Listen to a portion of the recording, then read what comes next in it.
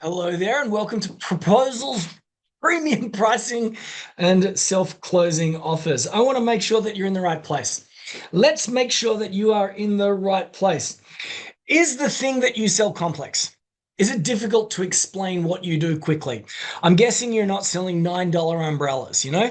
What do you sell? $9 umbrellas. That's easy to explain. Is what you sell a little bit more complex? Is it difficult to explain? Number two, is there no obvious price range? So when it comes to a loaf of bread or a carton of milk, there are benchmarks, there are easy comparisons. When it comes to your industry, are there easy comparisons? Yes or no? Number three, when it comes to the pointy end of the deal, the sales piece, is the sales cycle typically long? Will it often require multiple catch-ups, follow-ups, circling backs, and conversations? I've got three things here. 1, 2, 3. And here's what I want you to do. I want you to use the chatty chat tool and just give me a number, 1, 2, or 3. And I'm not asking you to match yourself up with these things. It's like, yes, this is true. Yes, this is true. That would be 2 points. Yes, this is true. And the other 2 would be 3 points. If only one of them is true, you would give me 1 point. So give me a 1 or a 2 or a 3.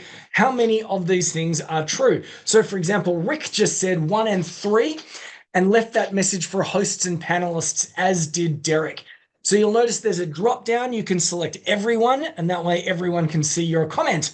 The same way that Danielle just did, Chris did, Derek did. This is really, really cool. I just want to make sure that you're in the right place. Because if you looked at this and you went, none, you're probably in the wrong place. Even if you just wrote down 1, I don't know, there might be better uses of your time. But if what you sell is complex, if there's no obvious price range, if the sales cycle is typically long, you are in the right place. Now, I can see a whole bunch of people participating, but there are a whole lot more people who are not participating. So here's my little participation bonus for you. Number 1, if you participate, you're more likely to remember what we're talking about today. If you remember what we're talking about today, you're more likely to take action. If you take action, you are more likely to get an outcome. Wouldn't that be amazing? To attend some training online, take some action, get an outcome. Wouldn't that be wild? Wouldn't that be novel? All right. So that's 3 good reasons why you should participate. The fourth good reason why you should participate is that you will get to see what other people have to say. And when you get to see what other people have to say, that's a wonderful thing because you suddenly realize, I am not alone. But here's my 5th reason why you should participate is that I'm going to reward you. I'm going to reward you with a participation bonus. Our B2B message mastery. Now, this is 28 prompts. You dump them into ChatGPT, and it pretty much does everything. It'll help you identify target audiences, create high impact hooks. It'll help you create lead magnets and meetings and power offers. And I'm going to give that to you if you participate. If you don't participate, no participation bonus for you. So once again, give me a 1, give me a 2, give me a 3. Or as a bunch of people have said, 1 and 3. Paul said 1, 2, and 3. Now, Nobby and Arama have left comments just for me, just for hosts and panelists. There's a drop down that you can select. And if you select that drop down and choose everyone, everyone can see your answer. There we go, Arama. You figured it out. She says all 3, or he says all 3. I don't know. Doesn't really matter. Rock and roll. This is great. You're participating. We're already having fun. This is awesome. All right, cool. So we're in the right place. If you're in the right place, this will be the typical client journey for you.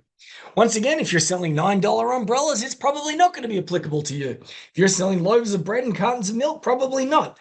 But if you're selling a complex product or service where there are typically no benchmarks, where it often takes multiple touches for you to close the deal, it typically looks like this. You attract an opportunity. Then you've got to pre-qualify that lead. Then you've got to book an appointment with that person, don't you now? Because sales often happen over the phone or via Zoom. You then want to elevate anticipation before that meeting. So when they get on the call, they are super excited and engaged. Then you host the meeting. If you host the meeting and it goes really, really well, you might get a firm yes, at which point you close, or you might get a tentative yes, at which point you do some follow-up.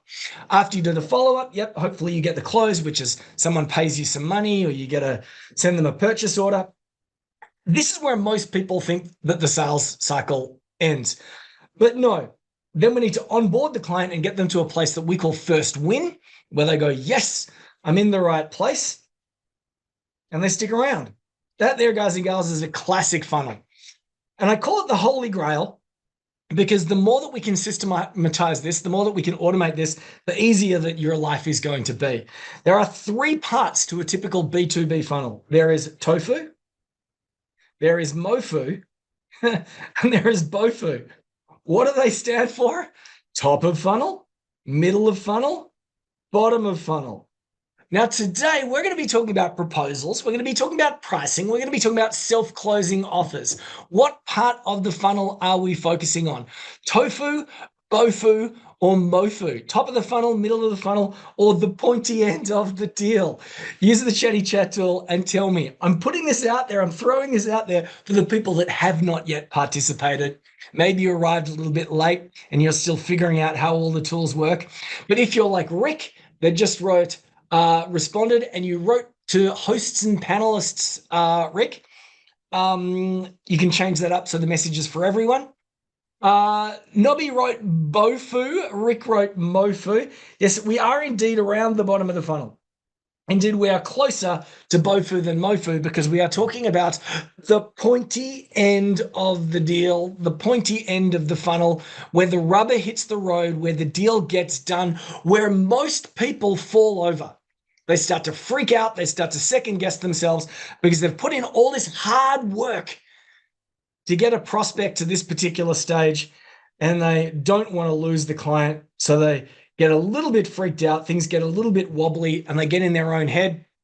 And it's a dangerous part of it's the most dangerous part of the funnel because we are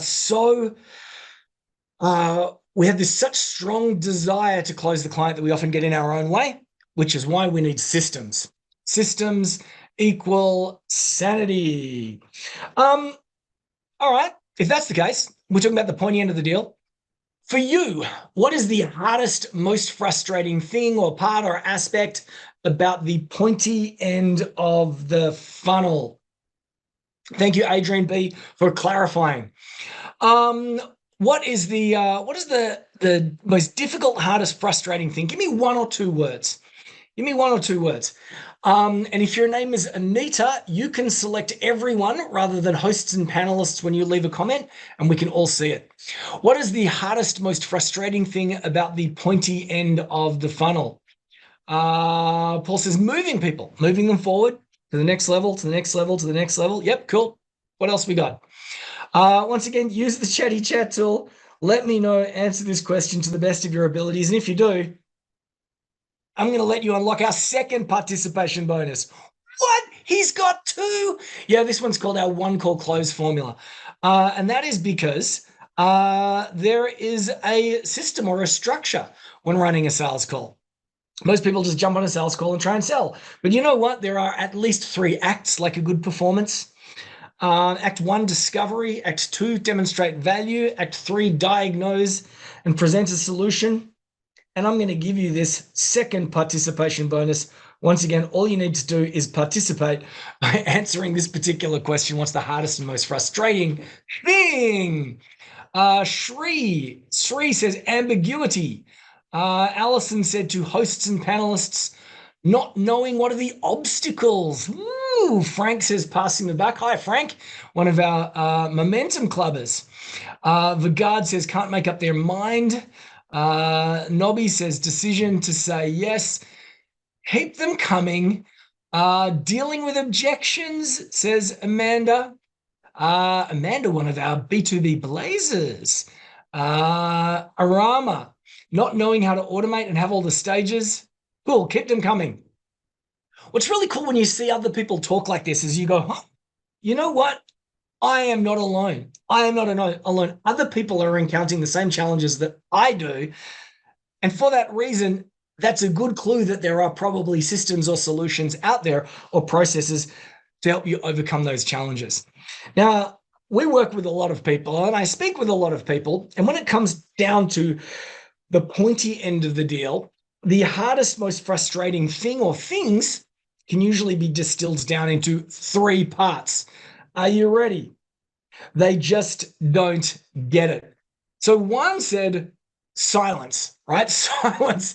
It's the most frustrating thing. Like when you get silence, sometimes they just don't get it. So you get a response like this dog, right? What are you talking about? And you know that they don't get it when they say something along the lines of, maybe later, can we circle back in like a month or 2 months or 3 months? Now you hear that and you think, oh yeah, they're still interested because they want to circle back. I'll just follow up. When someone says maybe later, let's circle back in a month or 2 months or 3 months, the reality is that they just don't get it. You haven't articulated the ROI, which is the return on investment, or the COI, which is the cost of inaction. So for that reason, it's not a priority. It's not a priority because they don't know the ROI, they don't know the COI, or sometimes they just don't get it. Sometimes they just don't know what it is that you're talking about. That's the first one. Number two, black art pricing. This is when someone says, oh, I don't think it's in the budget. It's not in the budget. Black art pricing is one of those things that when we meet with customers or clients, we have this conversation, they tell them what they need, and then we say, oh, listen, I'll go away and I'll prepare a proposal for you. So we go away and we go, oh, well, what do they need? They need A, B, C, and D, and that's going to cost me A, B, C, and D. And then once they do that, it's going to require this and it's going to require that, and then I'm going to have to do this and then I'm going to have to do that. And you know what? I believe that this client has the money, so maybe I should charge this amount, but you know what? I really need the work right now, so I should charge this amount. But you know what? I don't want to come across as an idiot and too cheap, so I'm going to charge this amount. But you know what? I'm really not too sure, so I think I'm going to charge this amount. And we second guess ourselves into a psychotic state. Then we put our finger, we lick our finger, we put it in the air, and we write down a number, and we say, "Oh, I'll try that one." Black art quoting is when every single deal is different. Very frustrating. And then you give it to them and they say, oh, yeah, that sounds great, but it's not in the budget. And you go, no, I put in all that work, right? At the pointy end of the deal, with our proposals, with our pricing, when we're presenting an offer. Number three, and a couple of people said this, someone said the silence, the endless follow-up. I'm going to put a P in here because this here is the endless follow-up. Here's a puppy dog chasing his tail, her tail, going round and round in circles. And here's the deal. I mean, like, we all sell complex products and services where there's no clear benchmark, which often requires multiple conversations. So here's what we do. We go out and we hunt for the work. Then we go and we pitch for the work, and then we deliver the work, and we hunt for the work, and we pitch for the work, and we deliver the work, and we hunt for the work, and we pitch for the work, and we deliver the work, and we go round in a circle. But it doesn't stop there. It's like every single client that we're working with, we're following up, just circling back, just checking in, just touching base. And sometimes it feels like we're caught in this endless loop like hamsters in a wheel, never, ever getting anywhere. So how would you feel if we could flip this entirely on its head? So that when you said to someone, this is what I do, they just went, yep, I totally get it. Woohoo! That there is a tick and a smiley face rolled into one. Not confusion. They just go, yep, I totally get it. What if you weren't black art pricing, but you had a consistent formula for introducing what it is that you do to customers and clients, and a consistent pricing model and a consistent pitch? So you weren't trialing new things all day, every day, all the time. How would that feel? Give me one or two words. How would it feel if you weren't constantly chasing your tail? How if you knew exactly what you were doing, you had the right number of leads coming in, booking the right number of meetings so that you can have the right number of conversations, so that you can bring on clients in a stable, sustainable way, and keep those clients around, preferably forever, so that you don't need to keep filling the bucket. How would that feel? Give me one or two words. Great, says Chris. That would be a miracle. I see euphoric. Oh, that's a great word, Les. Euphoric. That would be amazing. All in capitals. Perfect, says David. David, you left that comment just for me, for the hosts and panelists. See if you can find the drop down. Leave it for everyone. Easier, says Anita. Flow, brother, flow, says Frank. Love it. Keep them coming, because once again, I need to remind you, If you participate, you're going to get our B2B message mastery. If you participate, I'm also going to send you our one call close formula. We're only 15 minutes in and I've already dropped 2 participation bonuses. So once again, tell me, how would you feel? Particularly if you're one of those shy people, one of those lurkers, just lurking away in the background. If you are lurking, you're doing yourself a disservice. Because as I said before, when you participate, you're more likely to remember it. If you're more likely to remember it, you're more likely to take action. You take action, you get a result. Other people see what you're saying. No one feels alone anymore. And number 5, you get the bonuses. Keep them coming. Now, not so long ago, I was hosting one of our weekly group mentoring calls. So we run a bunch of calls for our private clients, and we host them weekly for our momentum clubbers. And we catch up once a week and we deep dive into a particular topic. Now, before our weekly group mentoring calls that we do for our private clients, we send out a little bit of a survey, like a quiz, an email, and it's a little online form, and it asks some questions. Things like what's working, what's not working. Do you need any help? Have you had any aha moments or epiphanies? And a woman called Louise said, yes, I have had an aha moment. She says, I finally feel like I have, are you ready? 2 words. Decision, clarity. And she wrote that and I thought, wow, that is a wonderful feeling. That is a wonderful feeling when you have decision clarity. As business owners, we're constantly getting pulled in different directions, but when you can start any given day or any given week or any given month, knowing where you need to be focusing your time and your efforts, that is a wonderful, wonderful thing. That is when you start to feel, Audrey says, thrilled and peaceful. That is when you start to feel relaxed and confident, says Allison. That's when you start to feel relieved, lighter, and excited, says Arama. When you have decision clarity, because as Juan says, you know where to focus your time and attention. And that, guys and gals, in addition to those participation bonuses, that there is the gift that I'd like to give you today, which is why we have this particular agenda. We're going to work through proposals, pricing, and self-closing offers. Yes. What said is on the packaging, what it said on the packaging is what we're going to do today, okay? We call this biscuit tin marketing. On the side of the biscuit tin, it says biscuits, and you open it up, and in there are biscuits. Or a cookie jar marketing. You see a cookie jar, and on the side it says cookies, and you open it up, and what's inside there are cookies. Proposals, pricing, and self-closing offers. So proposals, I want to help you simplify.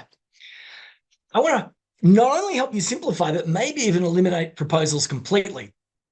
And to do that, we're going to drill down into something called our FUSE method, F-U-S-E, our FUSE method. Number 2, pricing. I want to get you to charge more without losing the clients that you have. Charge more without undermining the quality of what it is that you do, while working less, while also not only not losing the clients that you have, but delighting the ones that you have too. And to help you out, I'm going to do a couple different things. But when it comes to tactics and strategy, I'm going to show you our 3PO's pricing framework. Number 3, self-closing offers. Have you ever tried to sell at scale? So today, for example, is an example of selling at scale. I'm harnessing the power of one-to-many channels, and I'm going to talk through a couple different low-touch sales models. Somewhere along the line, I'm also going to ask you if you want to blaze with me. Do you want to become a B2B blazer? Do you want to become a momentum clubber? Do you want to become one of the members of our scale circle? Yeah, guess what, guys and girls? I'm going to pitch you. Now, this is a funny thing when I say that, particularly so early and upfront, that I'm going to offer something to you which you might want to buy from me. Now, humans are funny creatures, and some people, when they're presented with an opportunity to buy something, they scurry away. But here's what I know. The most successful people in the world love a good pitch. They absolutely love a good pitch. They like to see what other people are doing and they lean in. Yeah? Now you are here to learn about proposals, pricing, self-closing offers, pitching, making sales at the pointy end of the deal. So what I'm going to do is I'm going to pitch you, and it's going to be a little bit weird and it's going to be a little bit meta because I'm going to be applying some of the strategies that you had just learned. All right, so stick around for that. If you don't like people pitching, go have a cup of tea, go have a cup of coffee, and leave the presentation. But however, if you're into that because you'd like to see how other people do it, definitely stick around. So we're going to go through proposals, pricing, and self-closing offers. Also, as I run through these things, I want you to be aware that all of us on this call are at different stages in the evolution of our own businesses. Are we not? Some people are just getting started. Maybe you're turning over less than 3K a month or 10K a month, right? Some people are on their way. Maybe you've got a consistent 15K coming in, 30K, 50K. Then we've got other people that are maybe doing $100,000 a month and beyond. Now, depending on where you're at, different rules apply, which means that depending on where you're at, you should be focusing your time and effort on different things. So let me help you out. If you're turning over, let's just put 0 down here. If you're turning over, say, less than 10K, if you're somewhere in here, the lion's share of your time and attention should be on coming up with a proposal that will preferably help you close, a proposal that will help clients close themselves. To make that happen, you'll need maybe a pitch doc and a Loom video, a video that you can shoot using a tool called Loom. Go look it up. But they're all the things that you need. If you're doing less than 10K, that should be where you're focusing your time and effort. Just making sure that you've got a clear target audience and you've got an offer that they're going to respond to. Otherwise, you're just going to run around like a headless chook, wasting your time and everybody else's. All right. As we move further along the line, I don't know, let's just say up to 30K, we can switch our attention to pricing models. We can look for finesse. We can focus our attention on building out some sort of leads engine and something called an AWP, which I'll talk about a little bit later, but that's an appointment with purpose. But there's no point trying to build some sort of lead engine if you don't have a clear target audience or a proposal to offer. Now, we still have people that come into our world at 30K, 40K, 50K, and we will start on proposals and we'll move to the pricing piece and developing a lead engine and an AWP, because a lot of businesses even beyond that don't have those fundamentals in place. But if you're brand new or you're just getting started, this is where I'd like you to focus your attention. As we move to here, we're moving up to 100K and beyond. That says 100K and beyond. And it's at that point that we start to harness the principles of selling at scale. Now, fortunately, because you're here, you want to work through this process incredibly quickly. And indeed, you might be able to go boom, boom, boom, and accelerate yourself through the process super duper fast. But here is my third question for you. The third question, and here's how I want you to participate. Depending on what you know about yourself and your business, your strengths and your weaknesses, where do you believe that you should be paying the most attention to right now? Where should you be focusing your time and effort? 1, 2, or 3, leave me a comment. Because as I said, one of the most powerful things that I can do for you is give you decision clarity. And when I ask you a question like this, what I'm doing is I'm giving you focus. I'm giving you a little bit of decision clarity. And when you choose one of those 3 things, 1, 2, 3, again, not only will you get the B2B message mastery ChatGPT prompts, but you'll get things like the 1 call close formula, which of course is going to help you with 1, 2, and 3. Because the 1 call close formula is not just something that we do on sales calls. It's a structure that we also use when we create videos, when we create webinars, when we create low touch sales models that are one too many, using tools like Loom, webinars, and SLOWs, which stands for self-liquidating offers. And I just dropped my stylus. I just dropped my stylus. And not only did I drop my stylus, I threw it across the floor when I dropped it. Hey, I've got it back. 1, 2, and 3. I've seen people say 1. I've seen people say 2 and 3. I see 2 and 3. I see a 3.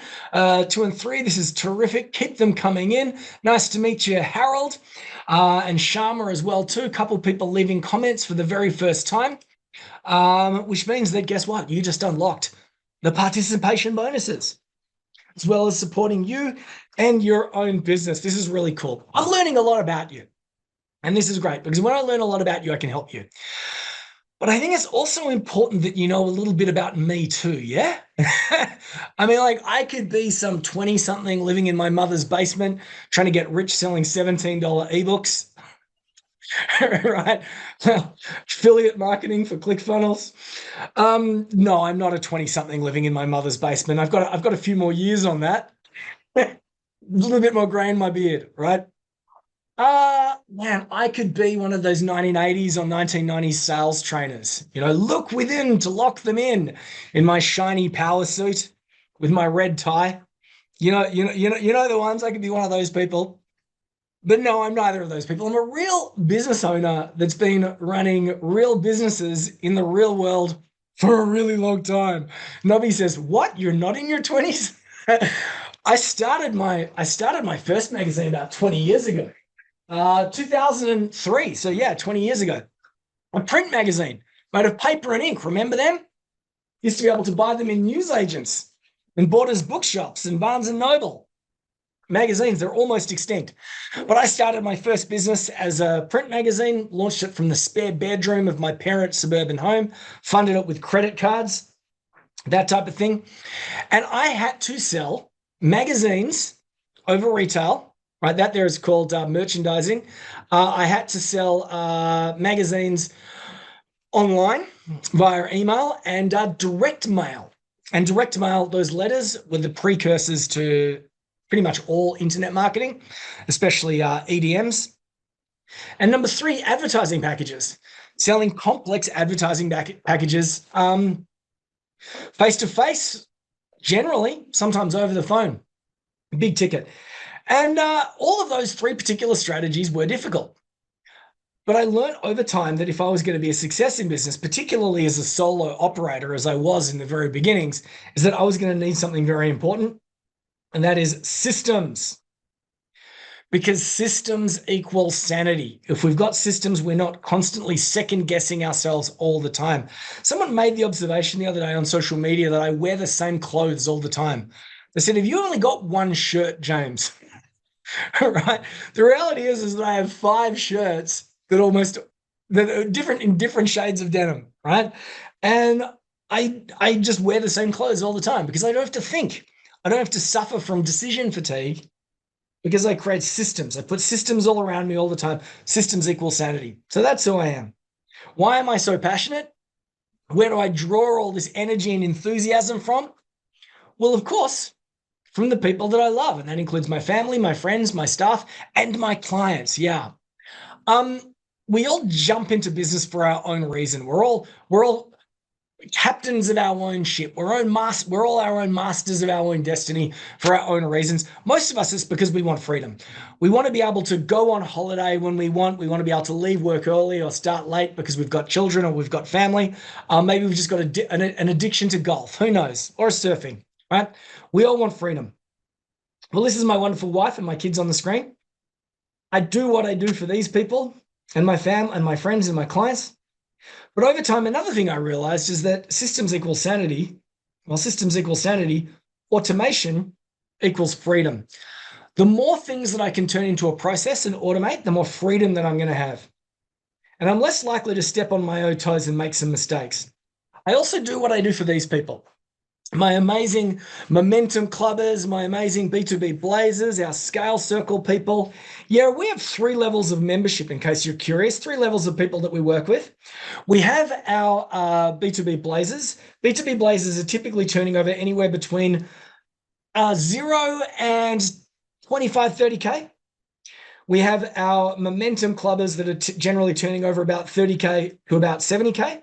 And then we have our scale circle people that are turning over 70, 80K a month, by the way, 10K a month, 30K a month, 100K a month. And when I say turning over, I mean revenue generating, income generating sales. That's what we do.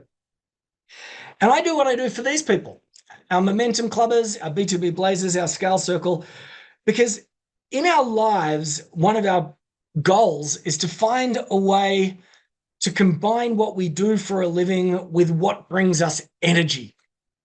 Some people find themselves in jobs or roles where they have no energy. Me, I focus on things that bring me energy. And one of those things is watching my people succeed. When I watch my people succeed, my heart sings, which is why I have this third piece here. Write it down, say it out loud. Systems equals sanity. Automation equals freedom. Community equals clarity. Life gets so much easier when you can speak with other people and engage with other people and talk about your challenges. I think it was Jim Rohn who once said, you're the average of the 5 people that you spend the most time with. Now, of course, we want to spend time with our spouses and our kids and our friends, but we need to balance that up with people that are specifically focused on doing what we're doing so we can support each other. Find people that are a little bit further ahead than you and hang out with them. Otherwise, you just end up drowning in a sea of conflicting opinions on social media. You have your family and your friends that don't know anything about business and a sea of conflicting opinions on social media. Surround yourself with people that know their stuff, okay? Systems equals sanity, automation equals freedom, community equals clarity. So with that big picture perspective out of the way, let's talk about proposals. Now, this is Marcus on the screen. He says, it's now just been 6 weeks since I started your training, and 2 amazing things have happened. I'm now working with clients who pay me a lot more, 7 times what I was charging. And I also have secured double my projects. I'm kicking myself that I didn't take action, just make it happen all those years ago. It took a while for Marcus to finally pull out his credit card and join our world. But how did he get 7 times? How did he increase his rate 7-fold? Crazy. And double his clients. Well, let's talk about that, starting with proposals. Guys and girls, what is the best type of proposal? You tell me, what is the best type of proposal? Use the chatty chat tool. Let me know. What do you think is the best type of proposal? And I'm interested to what you might say, because so far I've been asking you questions like type 1 or type 2 or type 3, that type of stuff.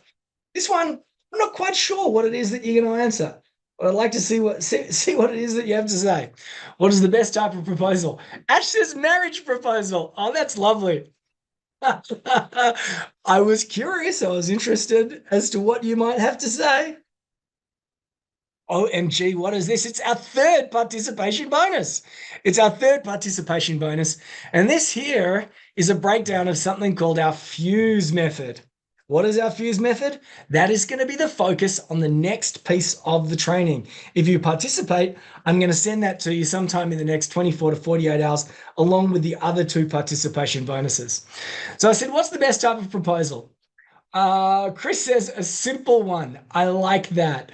Amanda says client-oriented and not bespoke. Yeah, we don't want a new pitch for everyone. Lisa said one with choices, maybe 3.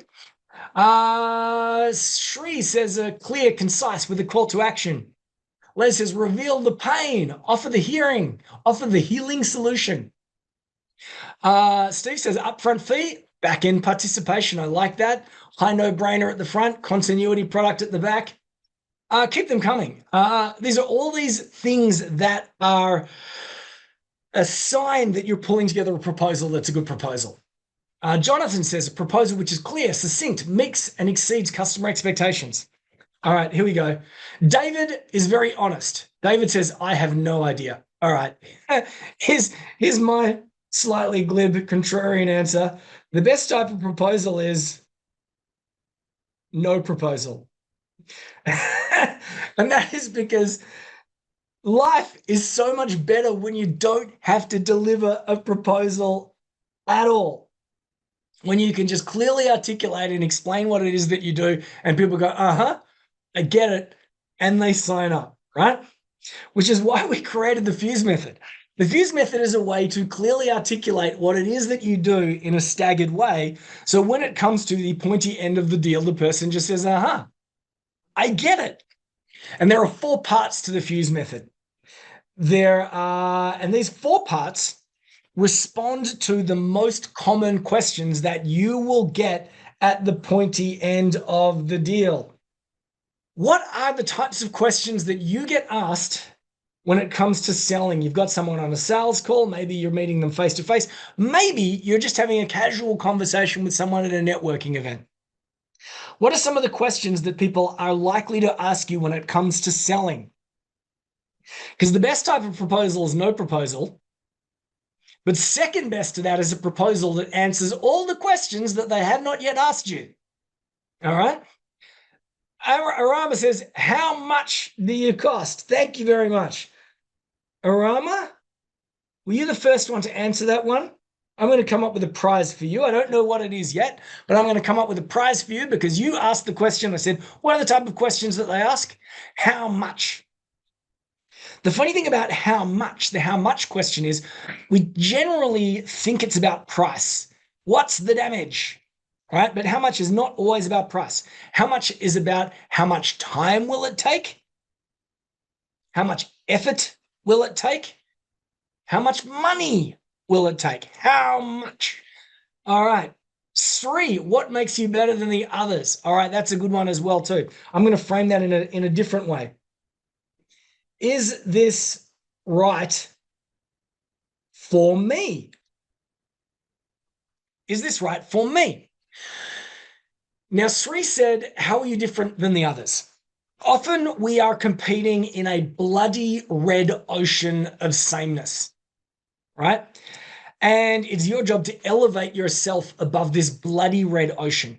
And you can do things, you can come up with features and benefits and all sorts of different things like that lift you above other people. You can come up with a USP, a unique sales proposition that helps you stand out a little bit.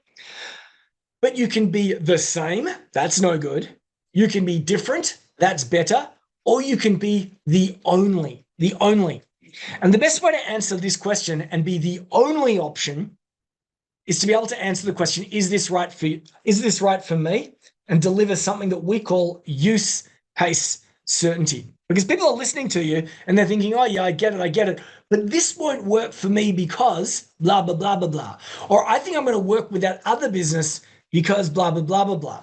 But however, if you say, I do what I do just for dentists, right? Use case certainty. I only work with dentists. Now you can go to the other person down the road. They serve everyone. But me, I just do dentists. So that's a great way of answering that question. What makes you different? What other questions we got?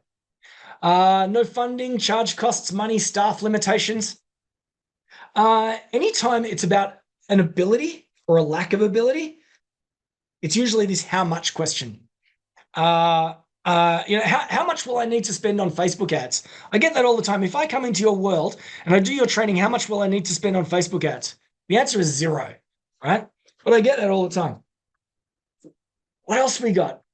Do you have any experience in my industry? That's use case certainty. Use case certainty. On the left, fist pumping moment. Are you ready? This is the number one question. This is the number one question. Are you ready? What do I get? What do I get? Now, the first person to drop a question was Arama that said the how much question. And this is the way that we're wired to think. And the reason is because that's the question, often the first question that comes out of their mouths. But we need to be tackling the unspoken questions. And the first unspoken question is typically, what do I get? And if we're talking about what do I get, what we're talking about is not what you do or even how you do it. What we are talking about are are outcomes, things, and feelings. So just for fun, if you want, use the Chatty Chat tool and type down what is an outcome that your customers and clients get. Because when we're selling, we are selling outcomes, things, and then feelings. And that way we can answer the question, what do I get? I got one more here. What do I get? That's the first question. What do I get? What are you trying to sell me here? What do I get? Outcomes, things, and feelings. Is this right for me? All right. Do you work with everyone or you just work with people like me? If we want to answer this question, we can use social proof. I got a bunch of testimonials. I got a bunch of case studies. I only work with this type of audience. I don't work with this other type of audience. And another element that you can add to the use case certainty is when you drop something called a methodology, which is your process, which also dovetails into number three.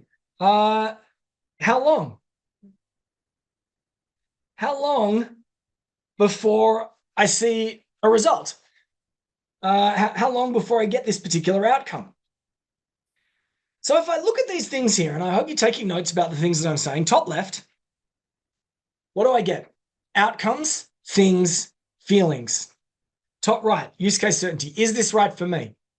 Name the target audience, drop a bunch of testimonials and case studies. Number three, share your methodology or process if you want. Number three, speed to outcome. How long will it take? Now, if you've got a methodology or process, you can say, well, here's what's going to happen in the first 6 weeks. Or indeed, you can sell something a little bit smaller, something that we call a high no-brainer. I said, what's a great proposal? And somebody said something the idea of like a fixed fee followed by ongoing expenses or something like that. I said, what's a good proposal look like? And somebody said that. A great structure for selling is to introduce a smaller productized version of what it is that you do, a high no-brainer, where they're going to get an outcome quickly. Then you can introduce the continuity product, the retainer, the program that comes off the back end. How long will it take? And a methodology is going to help answer that question. And then effort. How much money? Again, how much time? How much of anything is it really going to take? If we can create a proposal that answers these 4 questions, and while doing so, raises these 2 up, what do I get? You get outcomes, things, and feelings. You get all these things. Is this right for me? Absolutely. We're going to raise the use case certainty right up. It's made for someone exactly like you, while pulling these things down. The outcome is going to be speedy because we're going to offer you something maybe a little bit smaller so we can simplify it. It's not going to take much effort at all because here is our process and here is our methodology. If you can raise the ones at the top up while pulling the other ones down while answering those 4 questions, you've got yourself a kick-ass framework for a proposal. Now, as I said, we use this framework in all sorts of ways. We use it for proposals. We use it for lead magnets. We use it for pitching meetings. And we used it when promoting this webinar. We use it for almost everything. Indeed, here's an example of us using this particular framework, or one of our clients actually using this particular framework to get more meetings with clients. I don't know about you, but most people I know are stuck at the B and P stage of getting meetings with clients. If we're talking about the MOFU stage of the funnel, the MOFU stage, where we need to get meetings, book appointments, and meet with people, the MOFU stage, before we get the opportunity to present what it is that we're doing, most people are stuck at the B and P stage. And B and P stands for begging and pleading, typically with a smile.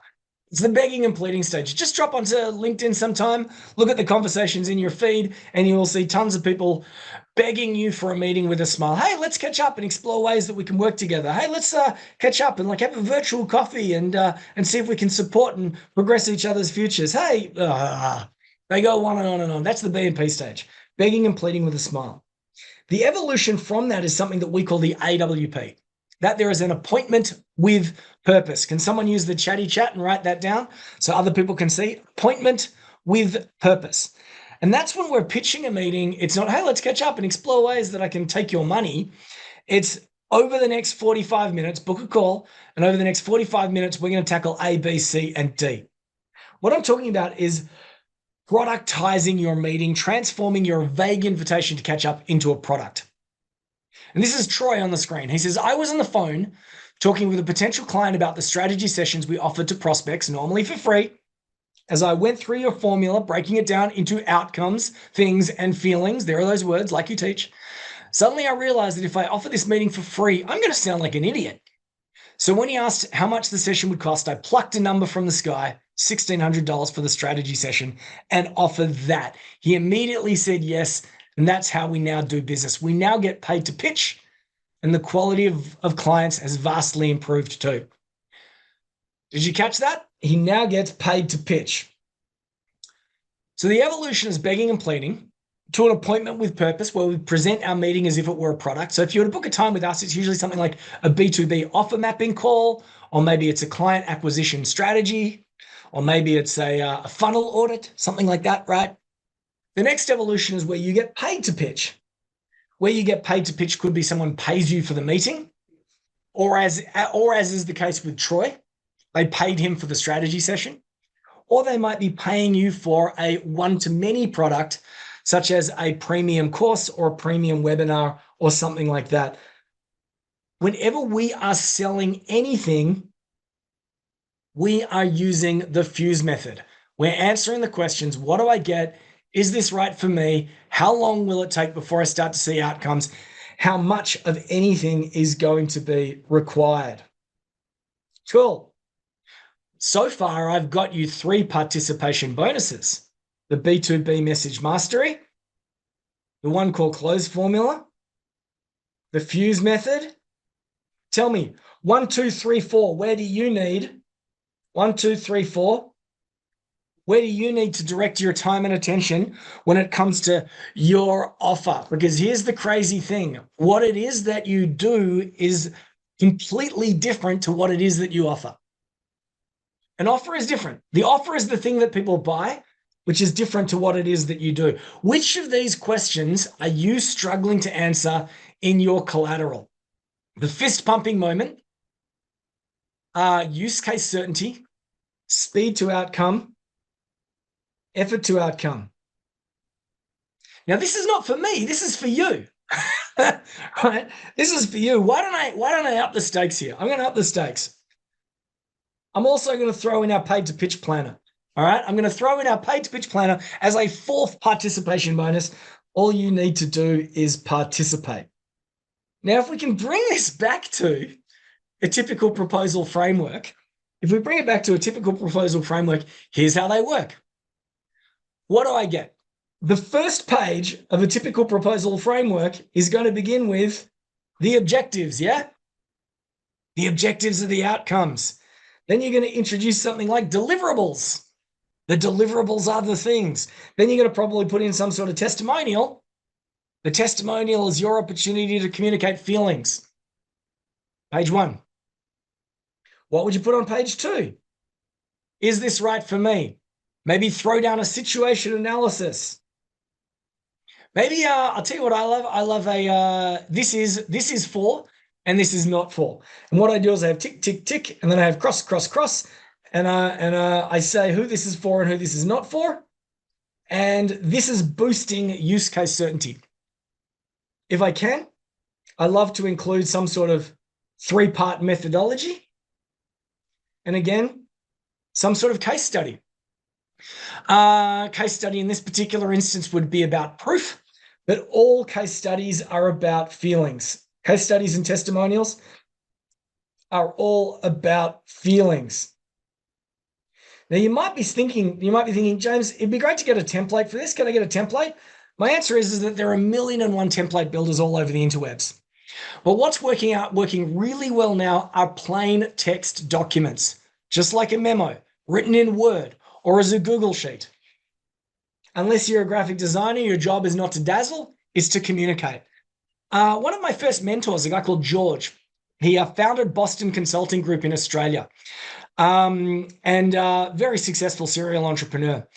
I remember in the early days of my magazine, I pulled together a proposal to sell an advertising package, and I was about to send it off. And George was like, why all this razzle dazzle? Why have you got all this razzle dazzle? And what do you mean? And he said, we do $1 million projects, and it's a plain document sent to them via email and also in the mail on a nice thick bit of paper, right? Cool. It's not to do with the razzle dazzle. It's to do with the substance. How long will it take? Well, if you want to answer how long will it take, that's where you break down the scope or the milestones. I like to say, here's what's going to happen over the first 6 weeks. And I break it down into steps and stages. Here's what will get done. It's a great question. Here's what will get done. It's a great subheadline. As part of here's what will get done, that also answers the question, what are the next steps? That's part of the effort and the speed thing.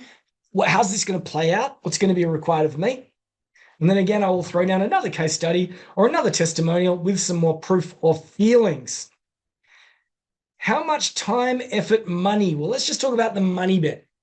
I'm not going to talk about that right now. I'm going to come back to that when we talk about the pricing piece. When we talk about the pricing piece, I'm going to introduce the concept of a 3PO. And that's not just because I'm a Star Wars fan. It's because it also sounds like his mate. I got R2-D2 behind me. And I got 3PO right here. All right, cool. The final bit of any proposal is the objections piece. And the objections piece is you've gone through what do I get? Is this right for me? You know, how long will it take? How much time, effort will it make? And then they've got all these other questions, right? It's your job to work through all the questions that they're likely to have, and you can create a frequently asked questions piece. An expectations agreement is a really good one because that answers a lot of the questions. Well, what if this and what if that and what if this and what if that? But the one that I love the most is blockers to bonuses. What do they think that they lack? If you can write a list of all the reasons why they say no, what we then do is that we have a bonus page where we take the most likely blockers and we turn it into a bonus. And it's crazy, particularly at the end of a sales call. You can see the objections and the reservations bubbling in their brain. And you say, before we get on to the next bit, we've got 3 bonuses that we've got available right now. We run through the bonuses and you see the people go, whoo, because we've answered their objection and we've also amplified the value of the deal. Now, I ran through that pretty darn fast. I've also given you worksheets so that you can go back and look at this in real time. I've talked about participation bonuses right now, or so far, participation bonuses right now. Would you like to see me open up ChatGPT, throw down a bunch of questions and a bunch of prompts, and build a high-performing, compelling proposal in less than minutes? Would you like to see me do that? Crack open ChatGPT, work through this particular process by answering this particular series of questions so that I can pull together a killer proposal in minutes? Fire, says Arama. Yes, says Nobby. Yes, please, Nobby. Sure, would love to see it. Well, guess what, guys and gals? That there is a sticky bonus. What's a sticky bonus? A sticky bonus is a bonus for sticking around. It is a bonus for sticking around. And that is because, I don't know, probably in the last 25% of our time together, that's what I'm going to do. I'm going to stick to my little slides now. And then when I get a little bit later, I'm going to jump in and I'm going to do that. That is a sticky bonus. And you get that bonus simply for sticking around. Cliffhanger. So, I might seem like a meanie sometimes, but I'm doing this for your own good. Okay? I'm doing this for your own good because we need to move on to pricing, yeah? We need to move on to pricing. This is Andre on the screen right now. He says, rather than just rethinking the marketing of the business, these guys force you to reimagine how you do business, or more correctly, how you can do what you do better, cheaper, faster, smarter, and save time. Follow the steps, do the exercises, don't think too much, and you'll be richly rewarded. I bring this up now because when I talk about pricing, it's one of those areas where a lot of us have a lot of mental baggage. I couldn't do that possibly because, and then they give me their excuse, right? I couldn't do that because that's not the way that it's done in my industry, or my customers and clients can't afford that type of money, whatever it's going to be. When it comes to pricing, we have a lot of emotional baggage attached to pricing, and that's because when we run our own businesses, a lot of the stuff that we do is attached to our own sense of identity and our own self-esteem. Cool? So let's talk about pricing. On the screen right now, you can see Tony Robbins, Big Tony. Now, if you don't know Tony Robbins, go Google him. But I'm pretty sure that 99% of people on this call will know who Tony Robbins is. Now, Tony Robbins has a famous quote, success leaves clues. Go figure out what someone who was successful did and then and model it. Improve it, but learn the steps. They have knowledge. So let's learn a little bit from Tony Robbins right now. We're talking about pricing. I want you to tell me what you think people pay for an hour with Tony? All right. How much is an hour with Tony? Someone want to throw down a number? Now, if you've seen me do this before, don't spoil it. Don't give away just because you know. But if you've never been asked this question before, if you've never even thought about this before, how much does Tony Robbins charge for an hour? Let me have a look. So Aya came in and said 10K. Juan also said 10K. Nobby said 50K. Arama also said 50K. Jonathan's gone up and he says 100K. Rick has said 30K. Chris has said 0. You know that I like to play games and I'm a contrarian because he doesn't officially charge by the hour. So you're right on that front. Let's break it down. Tony Robbins has a whole lot of different levels where you can work with him. You know, you can buy his books or you can go to one of his big auditorium style events, massive things. And then he's got different levels. It's the same with us. I said before, you know, we've got B2B Blazer for people that are turning over less than 30K. We've got the Momentum Club for people that are, and I say 30K, I mean 30K a month. B2B Blazer is people who, if you're making $3,000 a month or $10,000 a month, that's how much income you're coming in, you would step into our world as a B2B Blazer. If you're making $30,000 a month or $50,000 a month, you'd step in as a Momentum Club member. If you're doing over $100,000 a month, you're probably going to step in as one of our Scale Circle members, right? So he's got something very similar. At the highest level, people pay him $1 million. How many zeros is that? $1 million for the year. Hang on, let me take off my hat. $1 million. Do my best Dr. Evil impression. And for that $1 million, they get access to all his events, all his materials, all his online programs, all his retreats, if they want to go to like Necker Island with Richard Branson and all sorts of other things. And they can just show up to anything. They get front row seats. They get a special lanyard, which is a different color. They get access to all those different things. They also get access to, are you ready? 8 times 30 minutes with Big Tony. 8 times 30 minutes works out to be 4 hours, $1 million, $250,000 per hour. It's a lot more than 10K, isn't it? So I asked you the question, and when it comes to pricing, it's really tied to our own world and our own expectations and our own experiences. Arama says, wow, right? Arama said $50,000. Rick said $30,000. We did have someone that said $100,000, and Harold said $250,000. So an hour with his time is $250,000. But you know what? The people that are buying from Tony at $1 million a year, these are genuine captains of industry. These are people with employees, 1,000, 2,000, 3,000, 10,000 employees. And if these people are not on their game, the repercussions for those businesses can be catastrophic. And lots of people can lose their jobs. So for those people to be able to call up Tony 8 times a year for 30 minutes and just say, I need a pep talk, Tony, or I'm about to present at the AGM, you know, can I give you what I'm about to say and can you give me your thoughts, right?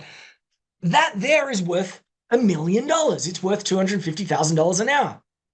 And that is because Tony is in the business of selling fist pumping moments. He sells the outcome. He knows what he's selling. Value is relative. What about this idea of use case certainty? So on the screen right now, we can see Sarah Johnson. She's a wine marketing specialist.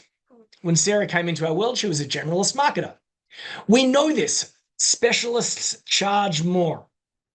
But how much more can specialists charge? So when I say use case certainty, one of the smartest things that you can do is narrow your focus down when it comes to serving different target audiences. I run the B2B school. I don't do B2C, right? I don't do retail. I don't do hospitality. I don't do any of those things. I just do B2B. And the B2B clients that I like to work with the most are the ones that sell complex products and services where there is no benchmark, where it typically takes multiple conversations to close the deal, right? And then even within that, there are segments. We call them buckets. There are consultants, there are agency owners, there are education business owners, there are trainers, right? All sorts of different ones, right? Well, we know this, specialists charge more. How much more do specialists charge? Have you ever thought about that? You know, you go to the family doctor and they charge you one rate. You go to the ear, nose, and eye specialist or whatever they are, and they charge a lot more, right? Specialists charge more. So this is Sarah. Sarah came into our world as a generalist marketing agency owner living in a rural town. And because of that, she had a scarcity mindset. She could look out her window, or she could drive to the local central center of the town, and she'd see the businesses there. And she'd go, "This is my target audience." So as a result, she had a scarcity mindset. She was working for the local realtor, the local pub, the local pharmacist, the drugstore, all these different businesses, right? And as a result of that, not all her clients were delighted, and not all her clients were easy to manage because they all wanted different things. She was blackout quoting without even realizing it, doing different deals, different packages for everyone. The prices were largely the same. The packages were very different. Her proposals were really the same because the projects were different. This became a massive time suck. Sarah stepped into our world and we went, "You know what? Who are your favorite clients?" And she said, "Wineries." And we said, "Great. Why are they so good?" She began to explain why they were great. I said, "Why don't you just focus on them?" And she said, "Well, there's only 2 in my area and I've got them both as clients." I'm like, "Sarah, you live in a global world now, you know, and every winery on the world wants to work with a wine marketing specialist." Suddenly she flipped. I now help wineries sell more wine online and at the cellar door. Client expectations are so much more simple. And I was able to increase my rates by 500%. I'm not trying to help everyone, just those where I can have the greatest impact. That is not only good for business, that is a noble sentiment. I only want to work with people where I have the greatest impact. Sarah went from a generalist marketer to I help wineries sell more wine online. She went from serving like 10 clients and getting pulled around everywhere to serving to 12 clients and charging 5 times more. I don't know what you're charging now, but however, what would it look like to you in your business if you began to charge 5 times more? Write it down on a piece of paper. Go, "Okay, well, I'm charging $1,600 a month. What if I times that by 5? Whatever it's going to be." So value is relative. If you're very aware of what the fist pumping moment in your industry is, people are going to pay for an outcome. They're not going to pay for your time. They're going to pay for the outcome. Sarah knows that wineries will spend a lot more time to sell wine online and at the cellar door than the local drugstore is going to spend on her putting out their monthly EDM, right? Their monthly email newsletter. She knows that. She always knew it. She was a marketing specialist. But however, it took a moment for that to happen. How could she charge more? Use case certainty. Focusing on a smaller subset. I introduced you to Marcus a little bit earlier. Remember Marcus? Where's he? Marcus 7 times what he was charging, double his rates. Why? He went from being a generalist photographer to someone that only photographs at corporate events for sporting clubs.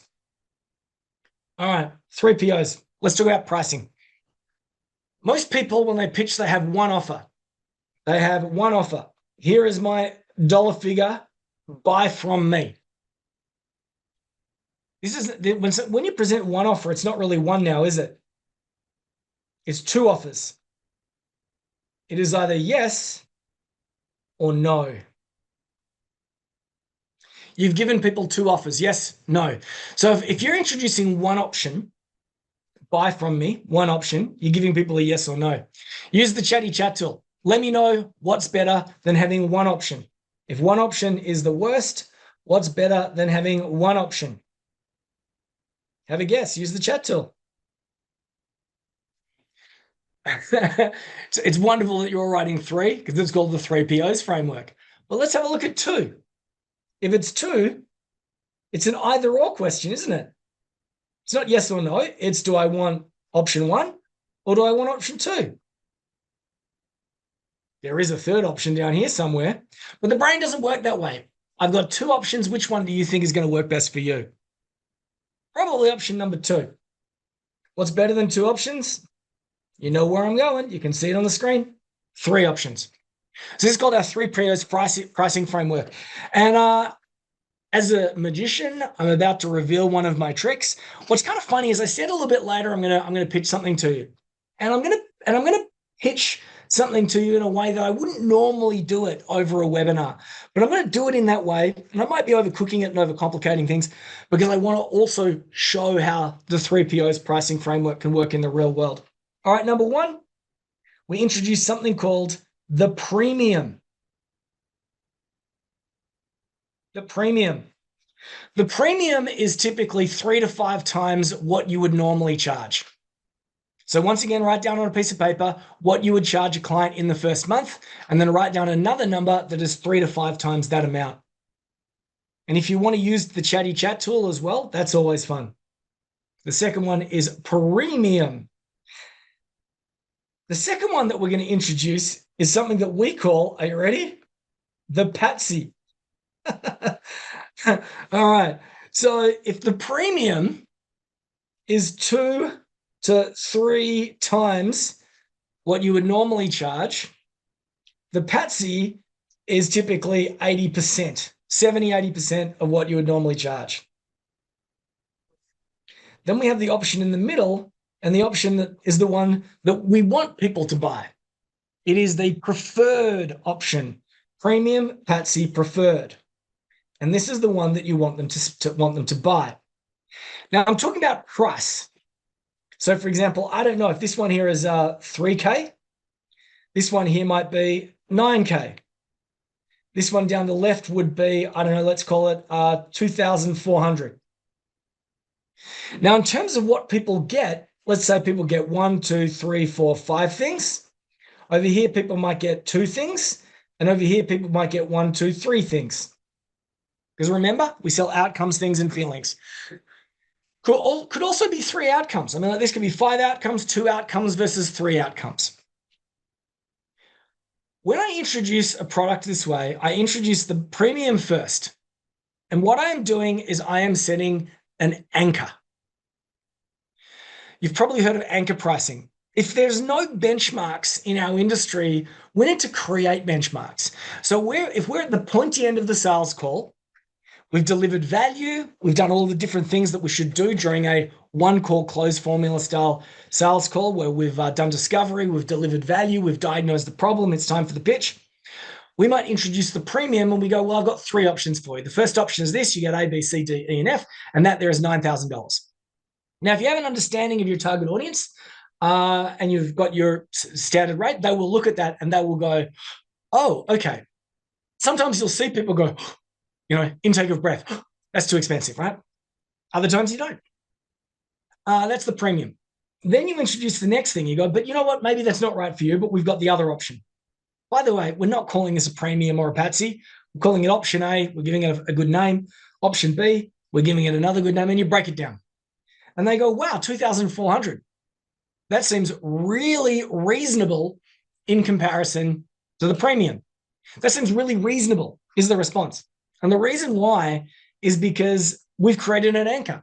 We've got that one. Now we've got that one. And they go, oh, yeah, that's probably the one that I want to start with. Then what you do is you introduce the one that you want them to buy in the one in the middle, which is only marginally more expensive than the other one, but has a whole lot more value. And what we've done is we've reverse anchored it. So this suddenly seems amazingly reasonable and it seems amazing value.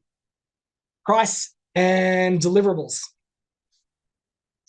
This is Naomi. I went through the process you teach. Not only did I close the next 2 sales calls without an ounce of sales pressure, I made a record sale for my business. I doubled my rates. It was my biggest client spend ever. The funny thing about Naomi is that Naomi was too shy or embarrassed to make this one 3 times the amount. So she made it double the times. And what was really crazy is that on her next 2 sales calls, she ran through the process and the next 2 people said, I want this one, please. What did Naomi learn in that moment? What did Naomi learn? She learned that she wasn't charging enough. Immediately, she discovered that she was undercharging. And Naomi did that 2 more times. Her prices went way up and up. She began to take money on the call using a credit card form. She went from selling $500 gigs to $10,000 packages. Now, I gave some basic numbers around here, some smallish numbers, but it can go all the way up or it can go all the way down. Now, when I introduced that, I introduced it in the context of a sales call. And I know that when it comes to business generally, not everyone is great on a sales call, which is why we love systems. Systems equal sanity, guys and gals. This is Rachel. She just did our one call close formula training. She says, just did your one call close formula training. Brilliant. Great breakdown of a decision call that is non-salesy and provides heaps of value. Now, if you do feel slightly awkward or uncomfortable or just a little bit icky when it comes to the sales call, I've got some good news. We do have an accelerator coming up. If you're weak at sales or you're good at sales and you just want to get even better at sales, or maybe you have a sales team and you want structures to be able to empower them to be the best sales team possible, we do have another accelerator, and next latest greatest accelerator is happening very, very soon. And I'm going to give you an opportunity to be a part of that. How are we doing, guys and gals? I've got a question for you before we move on to this next bit. Are we having fun? Are we having fun? Are we getting value? Are we having fun? Are we getting value? Here's what I want you to do. I want you to use the chat tool and write something down, which is a little breakthrough. Maybe it's a little bit of an epiphany. Maybe it's something that I've said so far and you've gone, hot dog. And something that I said resonated. Maybe it's something that you want to teach someone else. Maybe it's a bit of information that you need to share with your business partner or a staff member. Maybe you just want to teach it to your own community if you've got one. What is something that I've said so far where you've just gone, aha, where a penny's dropped, you've had an aha moment, thunk moment. And I want you to do that because when you do that, other people are going to see what it is that you have to say. And when you type down something like that, what other people have to say, you go, oh, yeah, that 3 POs bit was really good. That really was really good. And I'll tell you what, I got an extra bonus for you here.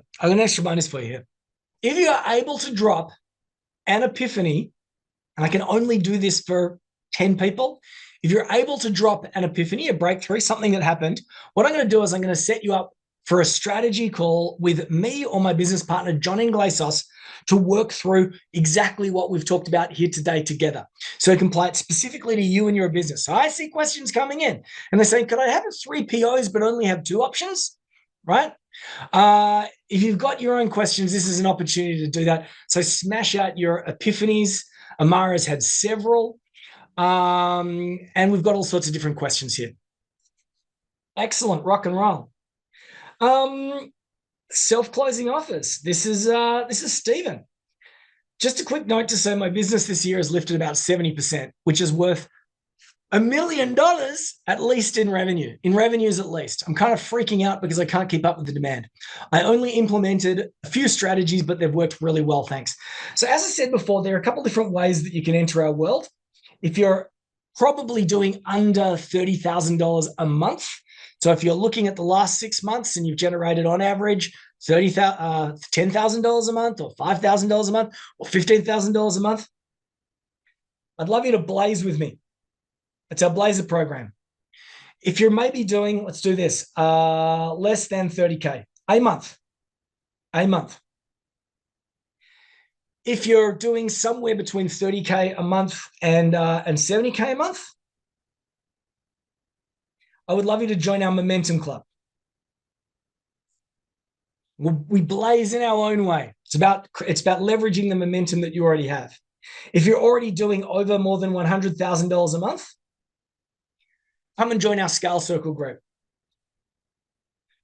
Because sometimes little things can have a really big impact. And this is where we can talk about low-touch sales models, such as Looms, such as webinars, such as slows, which stands for a self-liquidating offer. So let's get into that. How much would you pay this guy to listen to him play the violin?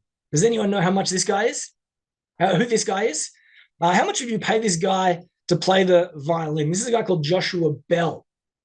Joshua Bell, as an experiment that was conducted by the New York Times, decided to play the violin in the New York subway to see how much he could earn over a day, over an 8-hour shift. Now, this is Joshua Bell. Joshua Bell is one of the greatest violinists in the world. And that violin that he's playing is a Stradivarius that is has been valued, I think, at like $1.8 million. So it is one of the best violinists in the world, playing a Stradivarius that's worth $1.8 million. If you were to see him in concert, it would cost you hundreds of dollars. How much did Joshua Bell earn during his first hour playing in the New York subway?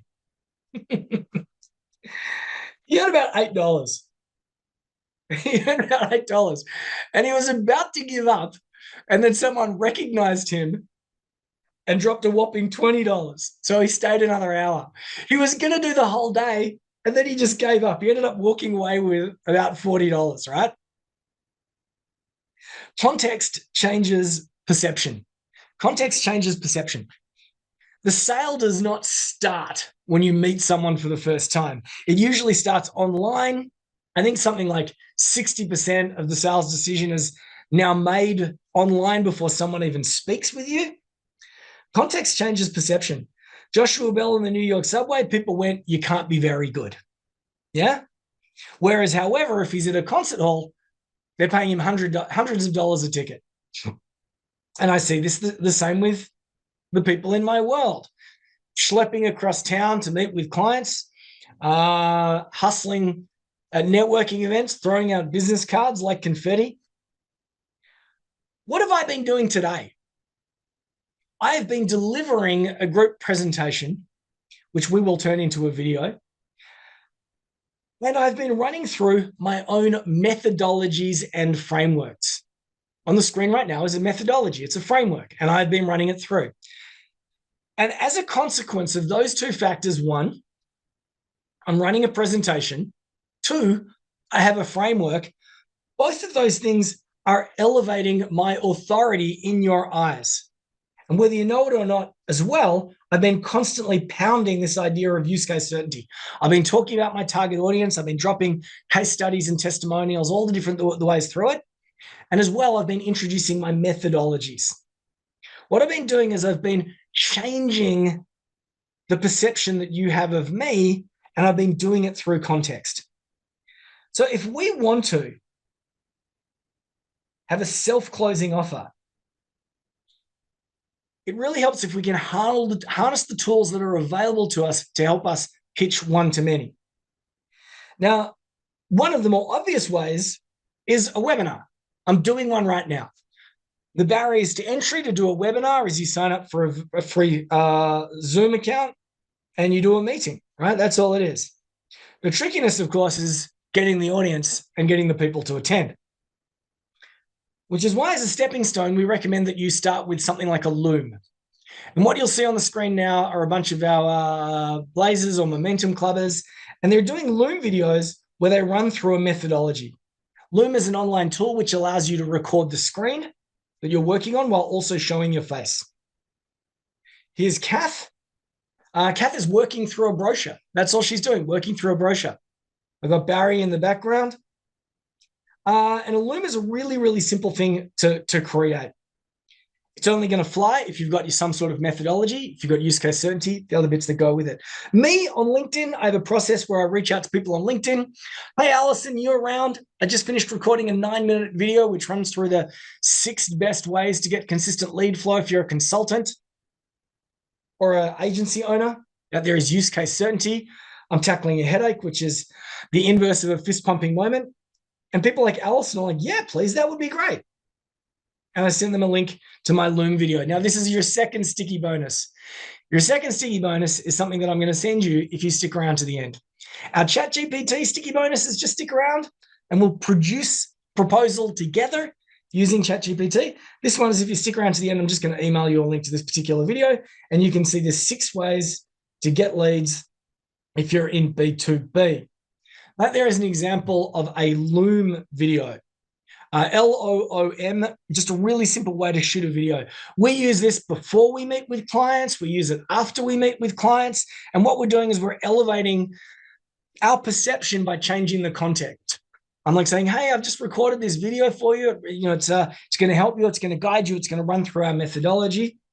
And we're not like Joshua Bell in the New York subway hustling. We're presenting solutions.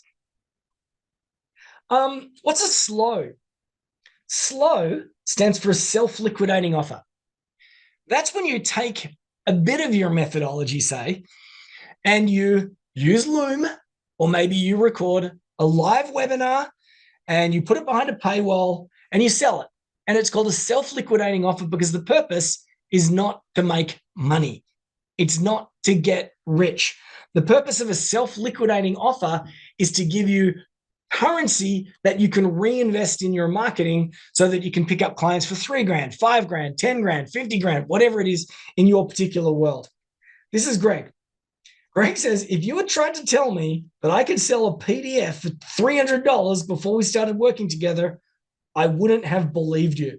Did Greg manage to sell a PDF for $300? I think it was like $297. And in 2 weeks, he made $10,000.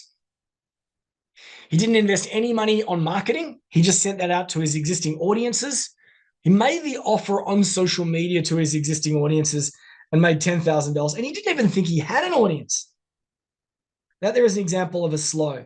When you get good at this stuff, like Naomi does, suddenly what you can do is you can take your knowledge, your know-how, and bottle it. You need to bottle your lightning. Very hard to get your lightning and get lightning into a bottle. Yet we have a process for doing that. And it usually begins with 3 circles. And I'm not going to run through this with you today. I don't have enough time. But I believe that every business owner needs some sort of methodology or method. Now, I said today was going to be a little bit meta, things within things. Now, when I'm planning something like a webinar that I can cut and break up and even sell for money, I will ask myself, what are the 3 big headaches? What are 3 big headaches that our clients have? Now, this one here, I went, what are the headaches that they have at the pointy end of the deal? And my brain immediately went, gee, they hate writing proposals. It immediately went, they never ever charge enough. And you know what? They're caught in this endless cycle of hunt, pitch, deliver, hunt, pitch, deliver, hunt, pitch, deliver, selling to one person at a time rather than one to many. 3 big headaches. So what did I do? I created a structure or framework for running through those 3 big headaches. It's what we've been doing. And then if you get those 3 things right, you can sell at scale. You can sell at scale. You can't scale at scale unless you've like bedded down a proposal that you know works and works, until you've bedded down your pricing that you know is what we call a high no-brainer. You'll be pitching to individuals again and again and again until you can bottle your lightning, distill it into a product that you can sell. And that empowers you to sell at scale. Now, I've given you this in the worksheets. All you need to do is write down a common headache, a common headache, a common headache. What's the inverse of that? What's the inverse of that? What's the inverse of that? The A state, the B state. What would they need to do to go from the A state to the B state? And what happens when they get all 3? I'm going to leave you to do that in your own time. In our world, I've been focusing on one little part of the picture, which is a frictionless offer. And within the frictionless offer, I broke it down into 3 pieces. Indeed, this is just the sales piece of the frictionless offer. But in our world, the challenge that a lot of our people have is that they're making offers that are too confusing. We want to help you make offers that accelerate decisions. Rock and roll. A lot of people in our world are stuck over-dependent, over-relying on referrals, word of mouth. They've got no predictable leads engine. We focus on 6 different ways to generate leads, depending on the age and stage of your business and the size of your budget and the assets that you already have at your disposal. The third one that we have is low-touch delivery, or indeed sometimes zero-touch delivery. Because there's a bunch of people in our world, and there's a bunch of people on this call that might have 5 clients, 6 clients, 10 clients. And the only way that they can grow is to double or triple or quadruple the number of the clients that they have. And they will always forever be growing into pain. No business can grow into pain, which is why we need low touch delivery models, recurring revenue models. Indeed, today I'm already talking to you about a low touch sales model. Get those 3 things right, and you can bust through the hustle ceiling. That's what we do all day, every day, and that's what guides us. And that is the type of information that, once again, we put in our proposals. But of course, I said it before, I'll say it again. The best proposal is no proposal. I don't want to have to write a proposal doc and send it to someone. Indeed, a lot of the time when someone asks for a proposal, they really don't want a proposal at all. They're just trying to get me out of their face. Yeah, James, this has been interesting. Perhaps can you send me a proposal? They're just putting off a decision. It means that I haven't done my job. If someone wants a proposal, I will typically say, well, you know what? You've got me here right now. When I present you with a proposal, the purpose of the proposal is just to answer any questions that you might not have, right? But you know what? You've got me right now. What are you not clear on? I'm not clear on A and B and C. All right. And then we answer the questions. Me personally, I try and avoid putting together a proposal at all cost, which is once again why I ended with the methodology framework among those 3. But as we move into the home straight, I want you to think forward. I want you to think forward. As a business owner, do you start with the end in mind? Or are you constantly just running in a circle like a hamster in a wheel? Or like our follow pup, too much follow pup that I had a little bit earlier? I want you to think forward. Do you start with the end in mind? It's very important that you answer this question. Where do you want your business to be in, say, 3 years from now? Not 3 months, in 3 years from now. What type of annual revenue are you seeking? Now, if you pick a number, which is the annual revenue, you can divide that by 12. Or if it's easier, divide it by 10 to figure out what your monthly rate is. Because I want to know what type of monthly revenue would you need to be bringing in to make you think, F yeah, I'm a bloody dead set legend, to use Australian slang. I'm totally crushing it, to use Californian surfer slang. I want you to throw down a number. Monthly revenue. What's your goal? 10K a month? 30K a month? 100K a month? Is it more than that? I want you to tell me. I've got a note here. I wrote myself, do me a favor, do yourself a favor, and throw down a number. Any Australian will know that that's a line from Countdown. What was the guy who had the cowboy hat on? Ian Molly Meldrum. Do yourself a favor, throw down a number. And let me remind you, I've thrown down maybe I think 3 or 4 participation bonuses. Plus we have 2 sticky bonuses. Throw down a number. Monthly revenue. What's your goal? 10K a month, 30K a month, 100K a month. Here's a curly one. What would you need to do to make that happen by Christmas? All right. Me. What would I do if I had to start again? And this is a question that I get asked reasonably often. What would you do if you had to start again? Well, guess what, guys and girls? Last November, that happened to me. I was thrust into a position, I was forced into a position where I had to start again. And that is because the 3 years leading up to November last year, I was a co-partner in something called the B2B group. And the B2B group was made up of something called B2B Dash, and that was a piece of software. And there was a second part of the group called B2B School, and that was an education business, but the education business was largely designed to get people into the software, B2B-B2B school.